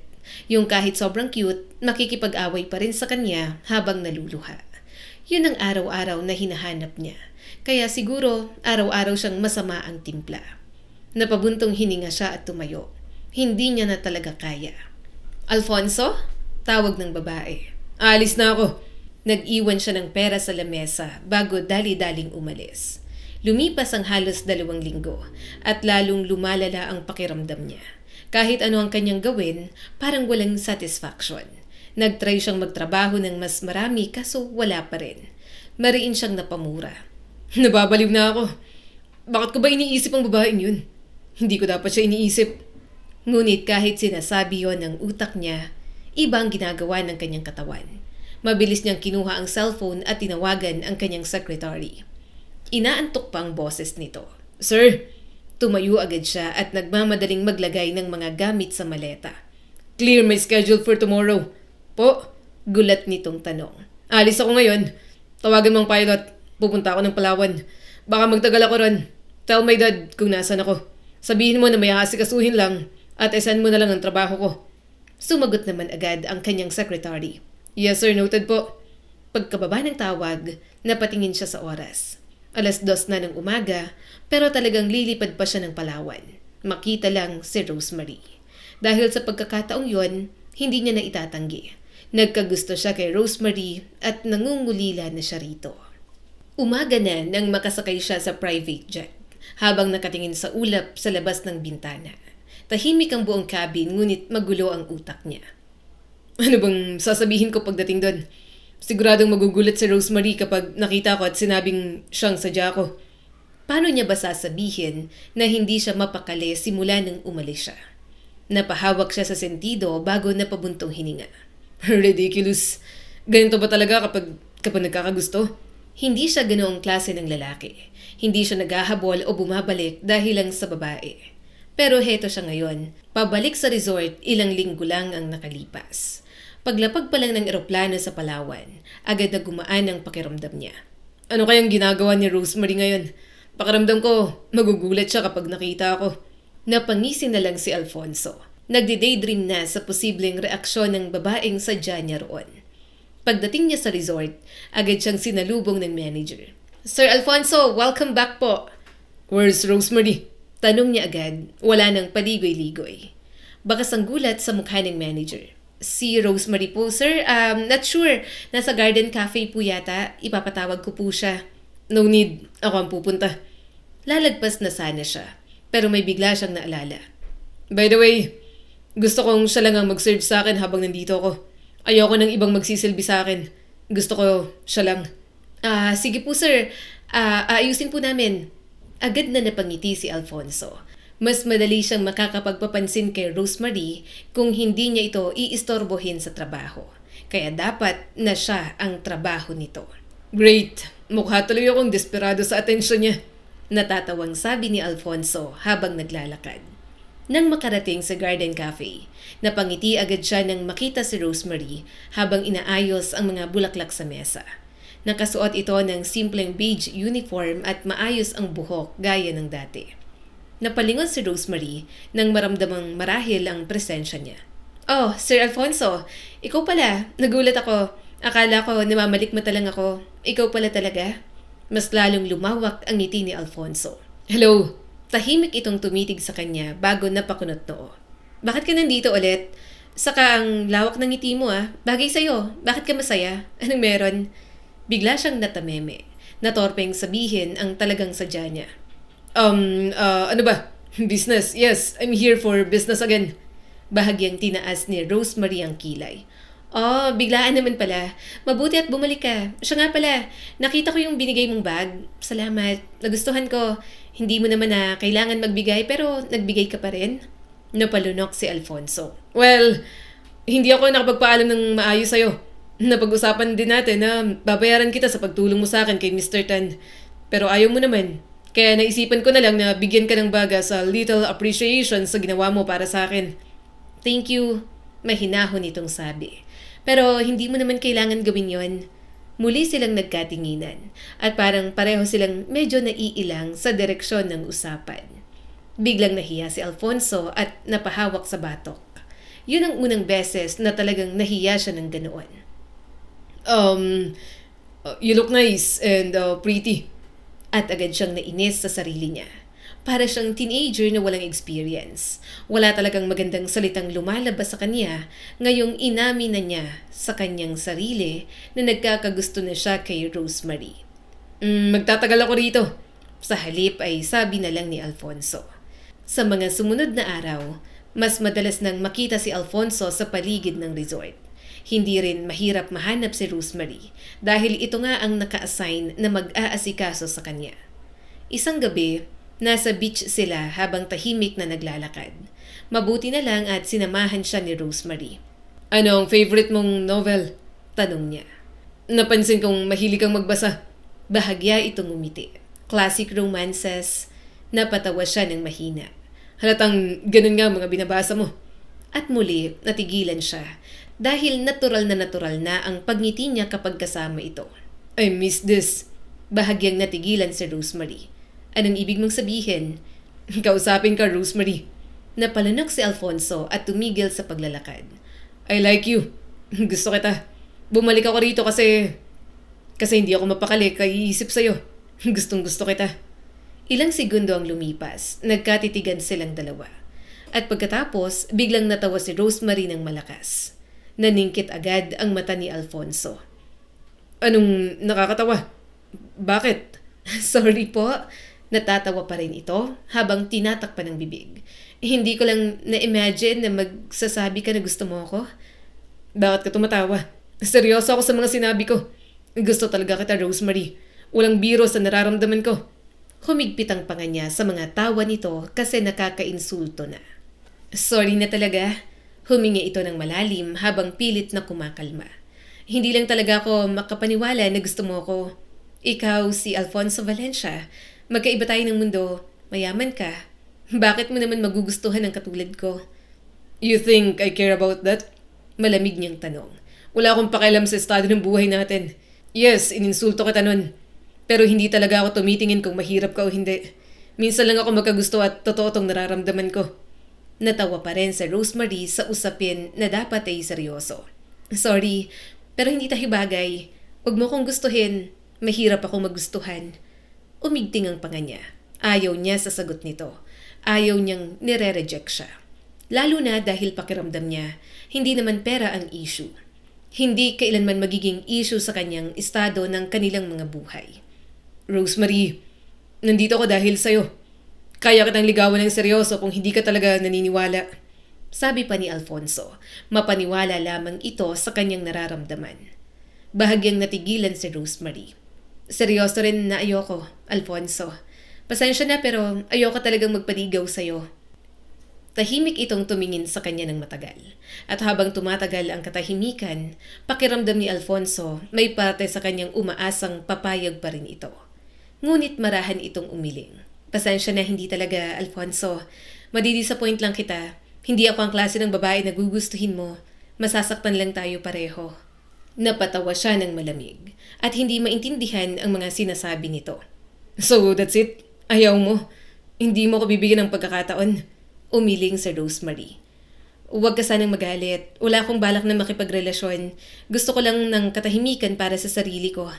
At parang lalo siyang nainis sa sagot nito. Dahil pakiramdam ni Alfonso, ginugulo lang niya ang buhay nito. Right. Malambing niyang sabi habang tumatawa ng bahagya. Of course, okay. Kalimutan mo na. You made your point. Ayaw mo sa akin, so I understand. Napaatras si Alfonso ng bahagya. Humigpit ang dibdib niya habang nakatingin dito. Parang bumalik ang dating Alfonso na defensive at galit kapag nasasaktan ang kanyang pride. Baka nga tama ka. Seryoso niyang sambit. Magkaibang mundo natin. Alam ko na ang gusto mong sabihin. Sana hindi na lang ako nag-aksaya ng oras na bumalik pa rito. Good night, Rosemary. Pagkatapos nun, mabilis siyang tumalikod. At kahit naririnig niyang tinatawag siya nito, hindi na siya lumingon. Ayaw ni Alfonso kung awa lang ang ibibigay sa kanya ng babaeng kanyang nagustuhan. Pagbalik ni Alfonso sa Maynila, mas lalo siyang naging mahirap pakisamahan. At kahit siya, alam niya yon. Nasa boardroom siya ngayon habang tahimik na nagsasalita ang Vice President ng Finance tungkol sa expansion projections. Ngunit wala siyang naririnig ni isang salita. Paulit-ulit lang sa isip niya ang mukha ni Rosemary noong gabing nireject siya nito sa beach. Humigpit ang hawak niya sa pen hanggang sa halos mabali na yon. Sir Alfonso? Tanong ng isa sa kanya. Napatingin siya sa executive na nagsalita. Yes? Your decision po regarding po sa project sa Cebu. Hindi siya nakasagot. Hindi naman kasi siya nakikinig kanina. Nagkatinginan tuloy ang mga executive sa paligid. Move the meeting tomorrow. Malamig niyang sabi habang tumatayo. Naglakad na siya palabas. Lumipas ang ilang linggo habang tumatagal, mas lumalala si Alfonso. Mas madalas siyang uminom. Mas mahaba ang oras niya sa opisina. Halos hindi na siya natutulog. Pakiramdam niya kapag tumigil siyang maging busy kahit ilang minuto lang, kusa na namang babalik sa isip niya si Rosemary. Kaya pilit niyang nilulunod ang sarili sa trabaho pero hindi gumagana. Isang gabi, nasa private bar siya sa BGC kasama ang ilang business partners at socialites. May babaeng nakasandal sa balikat niya habang nagsasalita tungkol sa Paris Fashion Week pero wala siyang maramdaman. Alfonso, nakikinig ka ba? Natatawang tanong ng babae habang hinihimas ang braso niya. Napatingin siya rito. Maganda naman, elegant, eksaktong klase ng babaeng nakakasalamuhan niya noon. Pero bakit parang walang dating? Hindi ito si Rosemary. Hindi nito dala yung kalmadong tingin na kayang patahimikin si Alfonso kahit galit siya. Hindi ito marunong makipagtalo sa kanya, sabay maiiyak na parang kawawang bata. Kinukumpara niya lahat kay Rosemary. Alfonso? Muling tawag ng babae. Tumayo na siya agad. Alis na ako. Nawala na ako ng gana. 12:00 ng gabi nang makarating si Alfonso sa penthouse. Nagbuho siya ng whiskey bago bumagsak sa couch. Pagod siya pero hindi dahil sa trabaho. Pagod siya sa sarili. Napahawak siya sa mata habang mariing napapikit. Ano bang nangyayari sa akin? Bakit hindi ko matanggap? Siya lang ang gusto ko.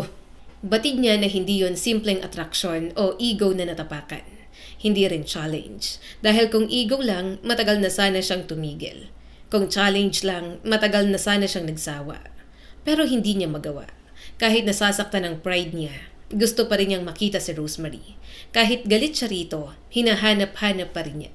At kahit ilang babae pang lumapit sa kanya, wala pa rin pumapalit sa inosente, mahinhin at palasagot sa kanya na si Rosemary.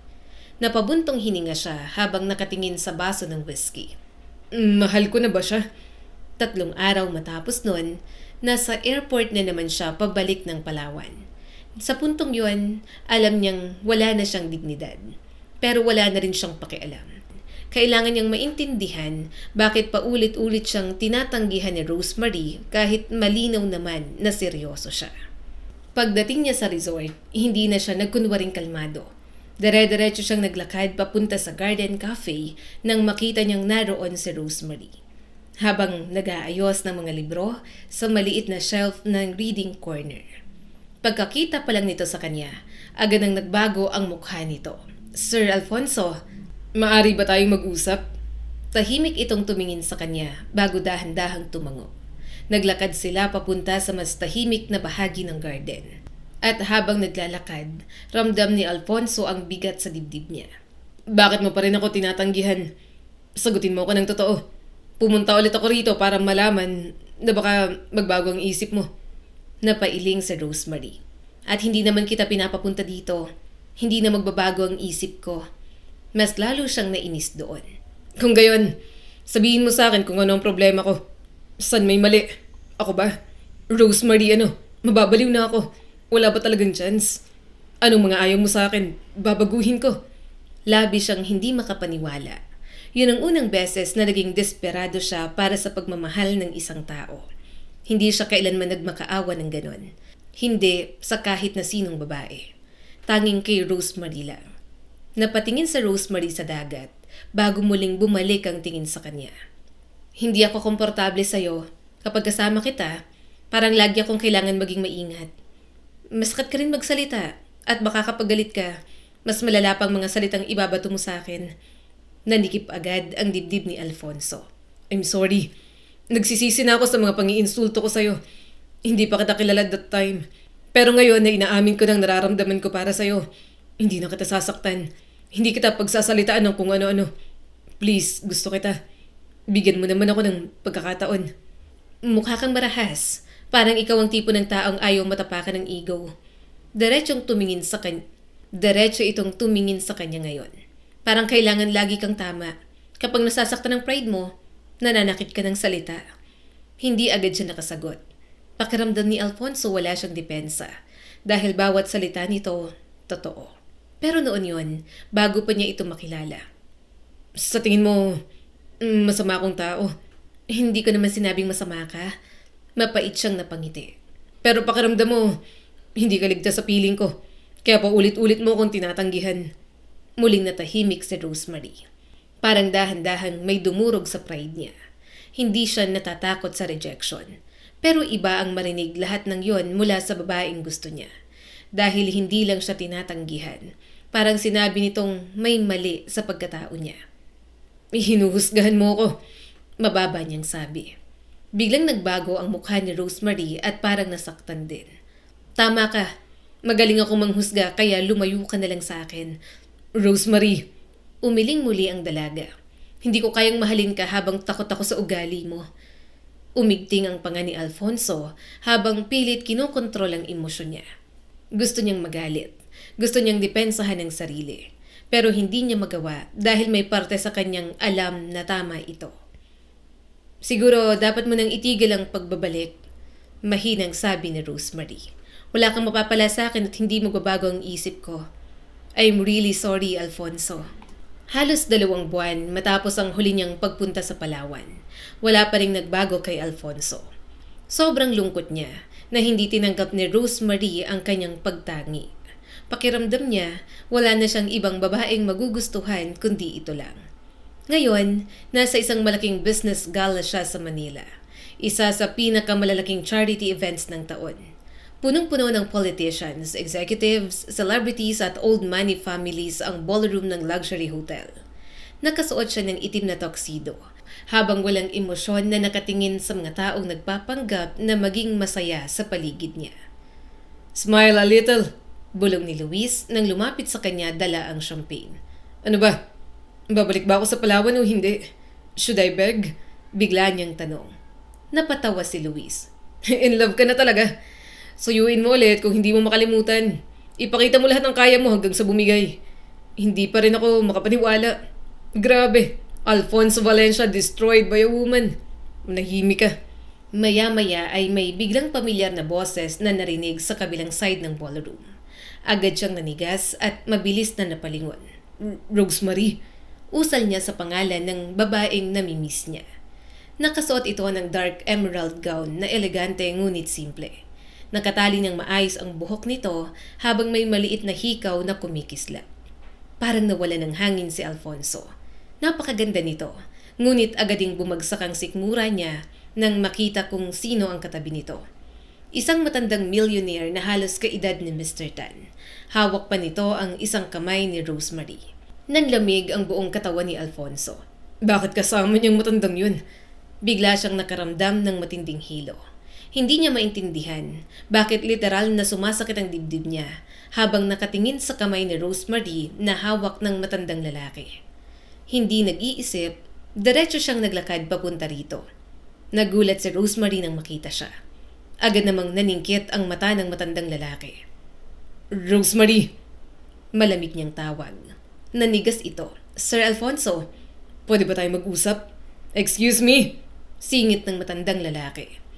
Anak ka ni Leonardo Valencia, hindi ba? Bakit gusto mong makausap ang aking fiancé? Umigting ang panga ni Alfonso. Fiancé? Umiwas ng tingin sa Rosemary at nagpaalam sa matanda. Washroom lang ako. Wala siyang pakialam kahit sinong nakakita. Mabilis niyang sinundan si Rosemary palabas ng ballroom. Agad niya itong hinila at dinala sa may fire exit. Ano bang nangyayari? Bakit mo kasamang matandang yun? And you're what? Engaged? Really? Sa matandang yun? Sunod-sunod na tanong ni Alfonso. Sagutin mo ako, Rosemary. Ano ba, Alfonso? Wala ka na ron. Sagot nito sabay iwas ng tingin. At bakit? Halos matawa siya sa galit. Nahihiya ka? Nakita niyang takot, pagod at kung anong sakit na hindi niya maintindihan. Ipaliwanag mo sa akin ang nangyayari. Kasi nababaliw na talaga ako. Pinagtatawanan mo ba ako? Pinapaikot mo ba ako all this time? Hindi. Hinawakan niya ang mga braso nito. Kung ganun, bakit mo siya kasama? Biglang napapikit sa Rosemary. Kasi wala na akong choice. Pagod na ako. Tinanggihan kita kasi gusto ko nalang mag-isa at magkaroon ng tahimik na buhay. Ibinaon ng tatay ko sa utang ang pamilya namin ilang taon ang nakakalipas. Sobrang laki ng utang namin. Nawalan kami ng bahay. Nawalan kami ng lahat. At para mabayaran, napadilat ito habang unti-unting namumuo ang luha. Napilitan ako magpakasal sa isang matandang lalaki. Mayaman siya, matanda. Parang lolo ko na. Nagkaroon ako ng asawa na matanda na. Naging asawa ko siya kasi binenta ko ng sarili kong ama. Hindi makapagsalita si Alfonso. Mariing napamura si Alfonso sa isip niya. Namatay siya kalaunan. Mahinang tuloy nito. And after that, tumakas ako. Pumunta ako sa resort at doon ako nagtago. Doon ko piniling mas mamuhay ng simple hanggang dumating ka. Ayokong tanggapin ka. Kasi hindi ko masabi sa'yo na byuda na ako. Pakiramdam ko, huhusgahan mo ako kapag nalaman mo na nagpakasal ako ng mas matanda sa akin. Rosemary! Bumaba ang hawak ni Alfonso sa mga kamay nito. Natagpuan akong muli ng aking ama. Nanginginig nitong sabi. At ngayon wala na yung asawa ko. Ibebenta niya ako ulit kasi nabaon na naman siya sa utang kakasugal niya. Kaya wag mo na akong tingnan ng ganyan. Hindi ako malinis gaya ng iniisip mo. Hindi ako ganun. Byuda ako at tama na. Low class nga akong babae. To maintain a good life, nagpakasal ako sa matandang mayaman. Marumi ako, Alfonso. Mas lalo siyang lumapit dito. Hinihingal sa sobrang galit dahil sa mga taong ginamit si Rosemary. Tumigil ka. Huwag mo nang sasabihin yan, hindi ka marumi. You're still my naive, innocent, beautiful Rosemary. Naintindihan mo ba? Nanlabo ang mga mata ni Rosemary habang nakatingin sa kanya. Kaya kita tinanggihan. Dahil alam kong kapag nalaman mo ang katotohanan, mandidiri ka rin. Doon tuluyang naintindihan ni Alfonso ang lahat. Hindi siya nito ni-reject dahil ayaw siya nito. Mahalaga siya para kay Rosemary. Naniwala lang talaga ito na may mali ito sa sarili. Na marumi ito at hindi karapat-dapat mahalin. Biglang sumakit ang dibdib ni Alfonso para rito. Rosemary, makinig ka sa akin. Pagkatapos ng mga nalaman ko tungkol sa'yo, wala akong pakialam. Wala akong pakialam sa nakaraan mo. I don't care kung naging asawa ka ng matanda. Siya nakakadiri at hindi ikaw. I don't care kung gaano kayaman o kahirap ka. Unti-unting nanginginig ang labi na Rosemary kasabay ng pagtulo ng mga luha nito. Mahigpit niya itong niyakap. Sa pagkakataong yon, alam ni Alfonso na hindi lang yon simpleng pagkakagusto. Gusto niyang protektahan si Rosemary dahil nagmamahal siya rito. Gano'n nakatagal? Tanong ni Alfonso habang marahang pinupunasan ang mga luha nito. Gano'ng katagal ka na nilang pinipilit? Mapait na ngumiti si Rosemary. Matagal na. Hindi siya makapaniwala na pinasa pa sa si Rosemary para lang mabayaran ang utang ng pamilya nito. May malamig na galit na unti-unting umaakyat sa dibdib niya. That man, si Eduardo Villarreal, hindi ba? Tanong niya habang pinipilit na kumalma. Ang papa mo ang nag-arrange nito? Tumango ito. Oo, matagal na akong korsonada ni Eduardo noon pa man, bago pa ako maipakasal sa una kong asawa. Napapikit si Alfonso at mabigat na huminga. Nasaan ang ama mo? Hindi pwedeng hayaan siya. Kung paparusahan siya, papayag ka ba? Nanlaki agad ang mata ni Rosemary. Nasasaktan at nagagalit ako sa ginagawa niya sa akin. Pero papa ko pa rin siya. Tumango na lang si Alfonso. Maya-maya'y nag-decide siyang iuwi si Rosemary sa penthouse niya. Doon, mas komportable siyang safe ito. Lumipas ang mga araw. Gumawa agad siya ng paraan para makita si Eduardo at ang ama ni Rosemary. Hindi siya papayag na walang gawin. Sure na rin siyang hinahanap na ng mga ito si Rosemary. Mr. Villarreal, malamig niyang banggit nang makita ang mga ito. Napalingon agad ang dalawa. Bahagyang ngumiti ang matanda. Mr. Valencia. Lumipat sila sa mas pribadong lounge area ng hotel. Ngunit bago pa man makaupo ang mga ito, diretsahan ang nagsalita si Alfonso. Kailangan matapos ng engagement sa pagitan yung dalawa ni Rosemary. Agad na ningkit ang mata ni Eduardo. Excuse me? I thought we were here for business. Tumaas ang mga kilay ni Alfonso. Tama ka. And malinaw na si Rosemary ang business ko. At ang gusto ko lang, may sarado ang deal na to. At hindi matuloy ang kasal ninyong dalawa. Napatawa ng malamig ang matandang businessman. At sino ka para mangyalam? Nawala si Rosemary. Ibig sabihin all this time, nasa poder mo siya. Ikaw ang nagtatago sa kanya. Matalim na tumitig si Alfonso rito. Madali akong kausap, Mr. Eduardo Villarreal. Kung ako sa'yo, pumayag ka na sa gusto ko. I know about your offshore accounts. I also know about the pending investigation sa shipping permits ninyo sa Singapore. If you continue this arrangement, sisiguraduhin kong mawawala lahat sa inyo. Agad na nagbago ang ekspresyon ng matanda. Pinagbabantaan mo ba ako? Hindi. Bahagya siyang ngumiti, ngunit may panunuya. Nangangako lang. Natutuparin ko ang mga sinabi ko kapag hindi mo ginawa ang gusto ko. Napatingin siya sa ama ni Rosemary na kahit namumutla na sa takot, masama pa rin ang tingin sa kanya. Gustong-gusto na niya itong sapakin, pero naiisip niya si Rosemary kaya nagpigil pa rin siya. Subukan ninyo, mariing sabi ni Alfonso. Isang tawag lang at babagsak na agad ang stocks mo by tomorrow morning. Ang takot, influence at kapangyarihan na mayroon siya. Ginagamit niya para manakit o manalo. Ngayon, ginagamit niya yon para protektahan si Rosemary. At isa pa, malamig niyang dagdag. Kung lalapit pa kayo kay Rosemary pagkatapos nito, hindi lang kumpanya ninyong mawawala. Mark my word, Mr. Valencia. Mahirap akong kalaban. Mabagal siyang humarap sa ama ni Rosemary. Ikaw, how much? Magkano ang halaga ng anak mo sa pagkakataong to? Alam mo bang umiiyak siya habang sinasabing marumi siya? Matatawag ka bang ama sa paulit-ulit mong pagbenta sa kanya? Wala akong choice. May pagpipilian ka pa rin.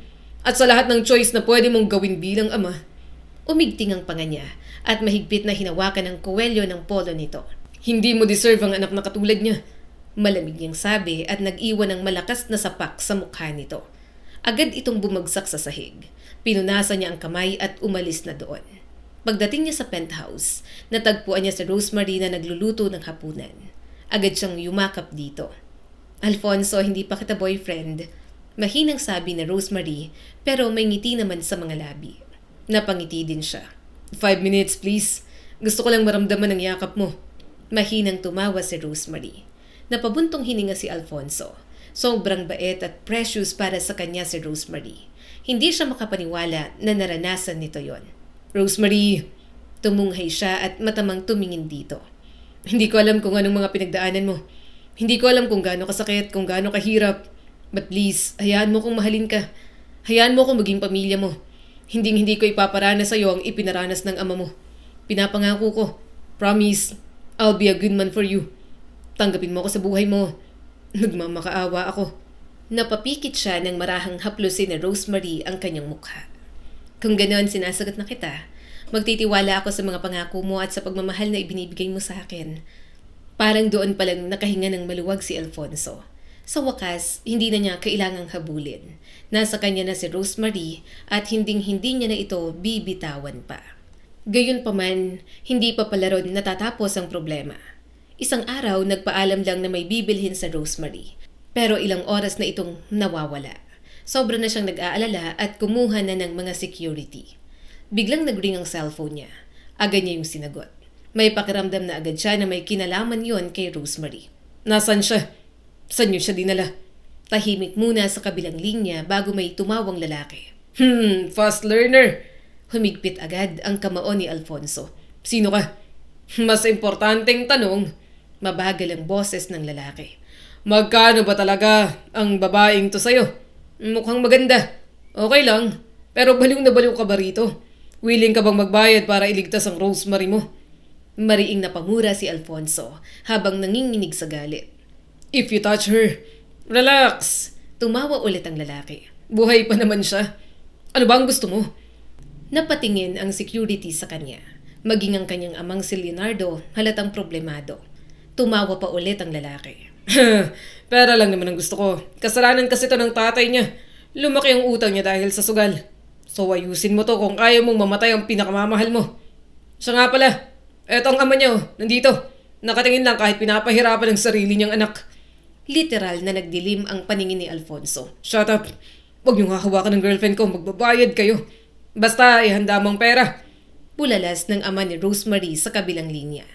Naputol ang tawag at kasunod nun, tuluyan ang nawala ng kontrol si Alfonso. Mabilis niyang hinagis ang vase na nakita niya. Nagkabasag-basag yon habang tahimik na nakatulala ang lahat ng tao sa opisina. Sir, get the security team ready.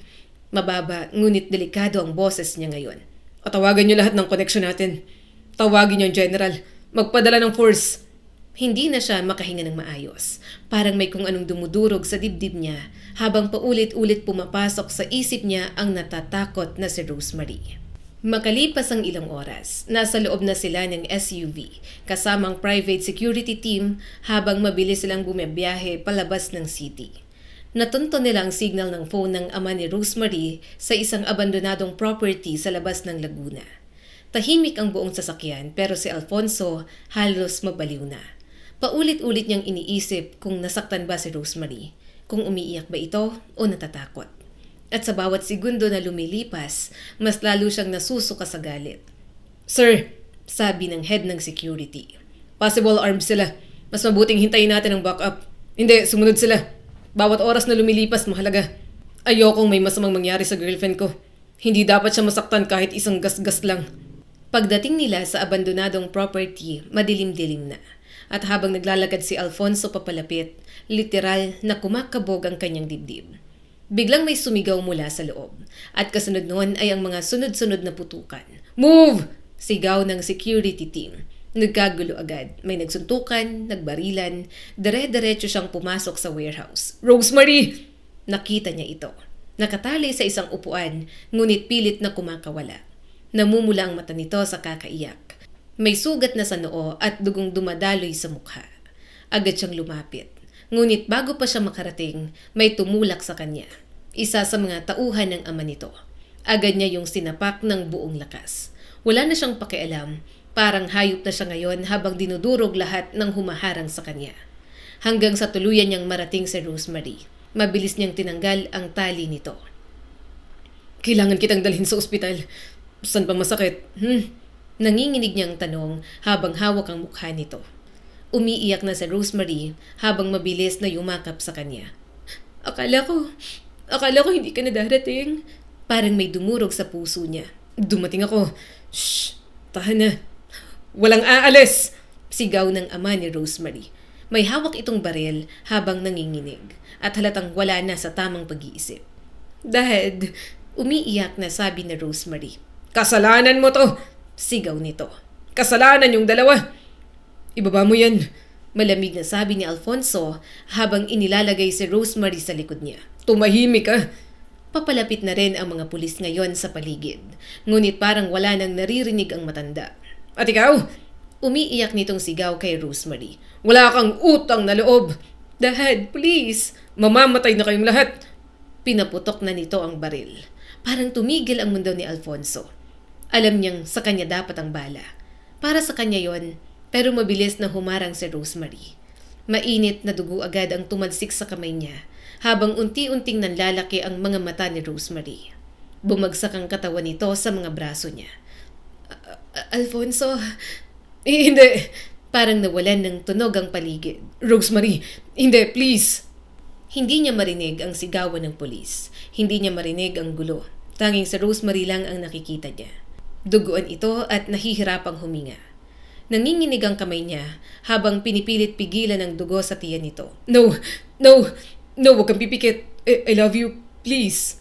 Alfonso, mahina nitong bulong. Umiiyak na siya ngayon at hindi naman lang namalayan. Please, dadalhin kita sa ospital. Kapit lang ha. Mahal kita. Habang sa likod nila, dinadakip na ng mga pulis ang ama nito na sumisigaw pa rin at walang matinong sinasabi. Pero wala nang pakialam si Alfonso sa kahit na sino. Dahil pakiramdam niya, mamamatay si Rosemary at hindi niya yun kakayanin. Sumunod na mga araw na naging malabo na ang lahat para kay Alfonso. Walang oras na umalis siya sa tabi ni Rosemary kahit isang segundo. Nasa ICU ito ngayon habang tahimik siyang nakaupo sa tabi ng kama nito.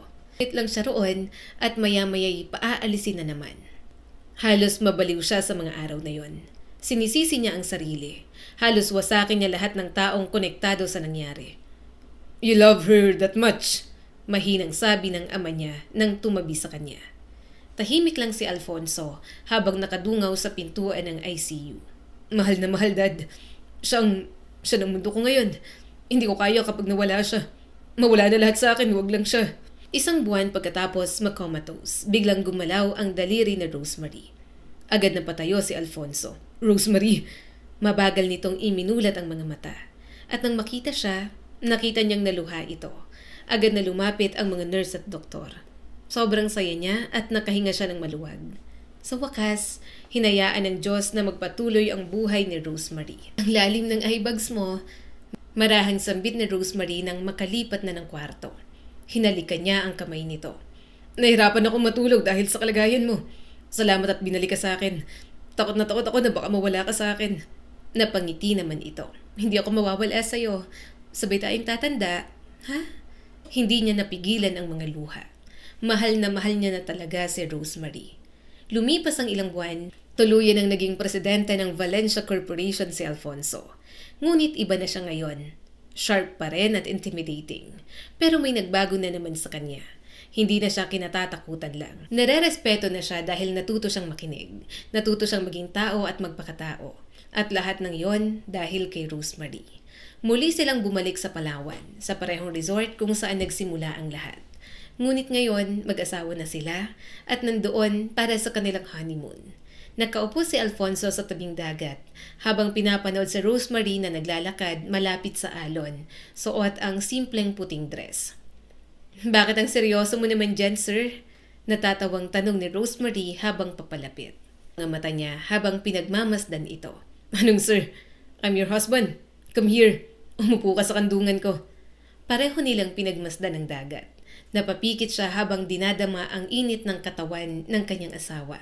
Sa dami ng bagay na kaya niyang bilhin, utusan o kontrolin, sa Rosemary lang ang hindi niya kailanman nagawang hawakan ng pilit.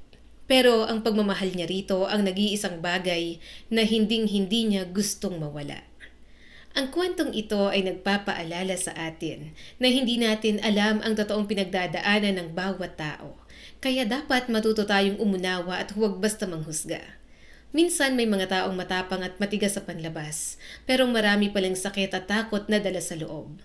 Natutunan din natin na ang tunay na pagmamahal hindi nasusukat sa pera o estado sa buhay, o maging sa nakaraan ng isang tao, kundi sa paraan ng pagrespeto, pag-intindi, at pananatili sa tabi nila. Ipinapakita rin ito na kaya tayong baguhin ang pagmamahal at gawin tayong mas mabuting tao. Muli, ako po si Skylar Guro at sana ay may bago na naman kayong natutunan sa kwento natin ngayon.